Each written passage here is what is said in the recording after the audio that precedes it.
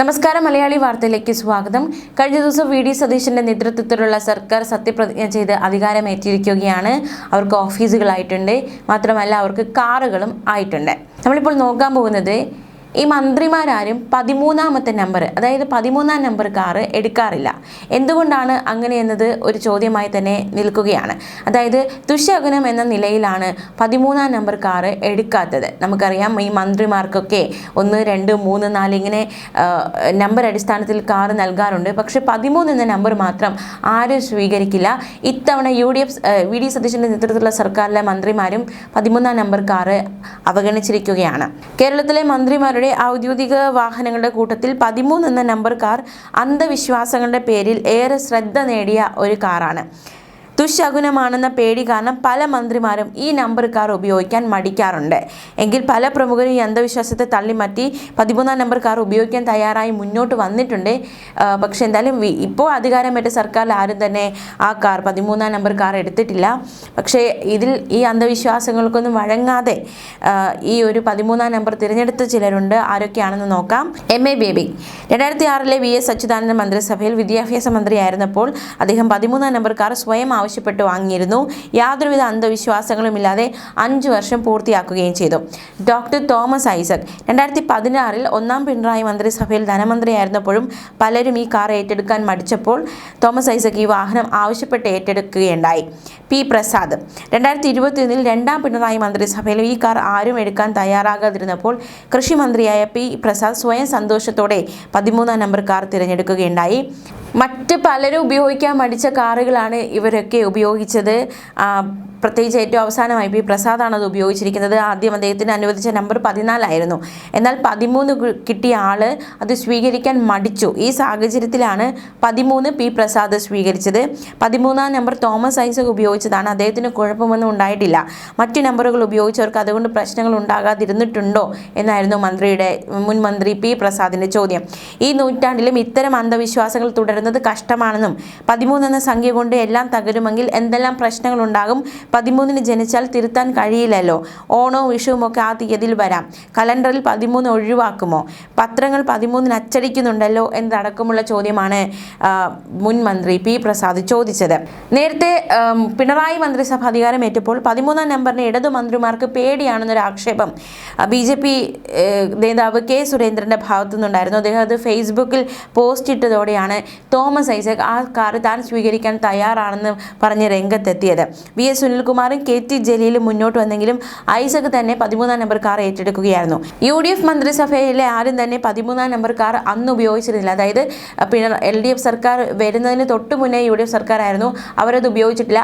ഇത്തവണ അവർ 10 വർഷങ്ങൾക്ക് ശേഷം അധികാരത്തിലേറുമ്പോഴും 13ാം നമ്പർ ഇപ്പോഴും ആരും എടുത്തിട്ടില്ല എന്നതാണ് ഏറ്റവും ശ്രദ്ധേയം. ഇന്നത്തെ കാലത്തും ഇത്തരത്തിലുള്ള അന്ധവിശ്വാസങ്ങൾ ഉണ്ടോ എന്ന ചോദ്യം വീണ്ടും എവിടെയൊക്കെ അലയടിക്കുകയാണ്.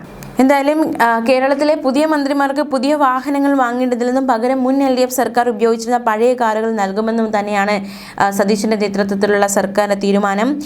പുതിയ മുഖ്യമന്ത്രിയായി ചുമതലയേറ്റവർ മുൻ മന്ത്രി VN വാസവൻ ഉപയോഗിച്ചിരുന്ന കാറാണ് ഉപയോഗിക്കുന്നത്.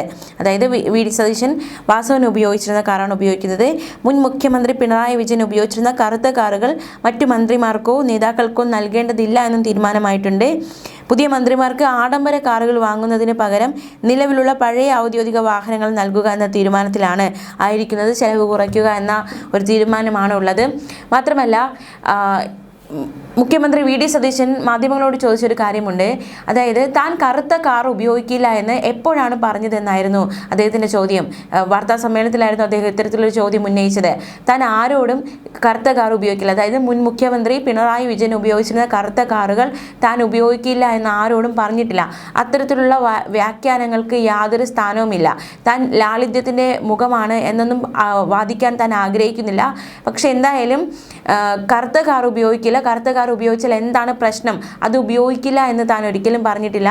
താൻ വെള്ളക്കാറാണ് ഉപയോഗിക്കുന്നത്, അതിൻ്റെ അർത്ഥം കറുത്ത കാർ താൻ ഉപയോഗിക്കില്ല, കറുത്ത കാർ തനിക്ക് വേണ്ട എന്നൊരു അർത്ഥം അതിന് കൽപ്പിക്കേണ്ടതില്ല എന്നും മുഖ്യമന്ത്രി വി ഡി സതീശൻ മാധ്യമങ്ങളോട് വ്യക്തമാക്കിയിരുന്നു. അതേസമയം ഇനി നമുക്ക് മറ്റു വാർത്തകൾ കൂടി നോക്കാം. ചാണ്ടി ഉമ്മന് മന്ത്രിസ്ഥാനം നൽകാത്തതിൽ ചില വശങ്ങളിൽ നിന്നും എതിർപ്പുകൾ ഉയരുകയാണ്, അമർഷങ്ങൾ ഉയരുകയാണ്. ആ വാർത്ത കൂടി വിശദമായി നോക്കാം. മാധ്യമങ്ങൾ സൃഷ്ടിച്ച പേരാണത്. താൻ മന്ത്രിസ്ഥാനം ആഗ്രഹിച്ചിരുന്നില്ല എന്ന് ചാണ്ടി ഉമ്മൻ പറയുമ്പോൾ പോലും മറ്റൊരിടത്ത്, അതായത് ചാണ്ടി ഉമ്മനെയും മന്ത്രിയാക്കണം എന്ന മുറവിളികൾ ഒരു വശത്ത് ശക്തമാവുകയാണ്. മാധ്യമങ്ങൾ പുറത്തുവിട്ട 7 പേരുടെ ലിസ്റ്റിൽ ഒരു പേര് മാത്രമാണ് ഇല്ലാതായത്.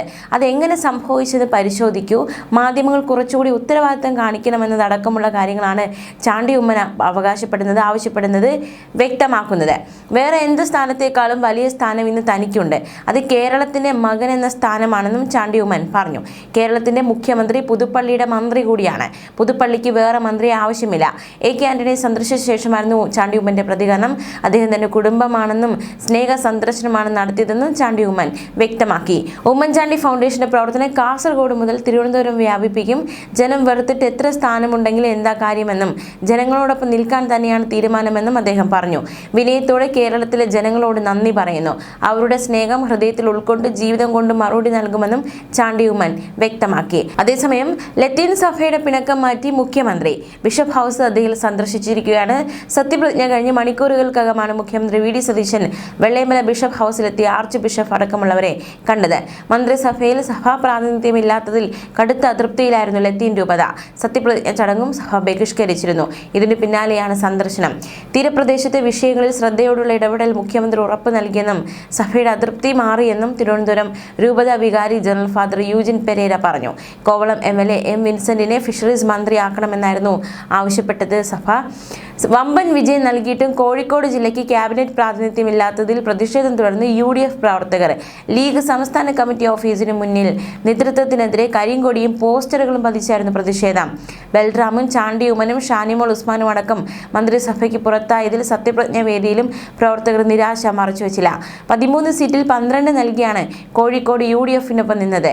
കോൺഗ്രസും മുസ്ലിം ലീഗും മത്സരിച്ച മുഴുവൻ സീറ്റിലും വിജയിച്ചു. 2 മന്ത്രിസ്ഥാനം കിട്ടുമെന്ന് ജില്ലയിലെ UDF നേതൃത്വം പ്രതീക്ഷിച്ചതായിരുന്നു.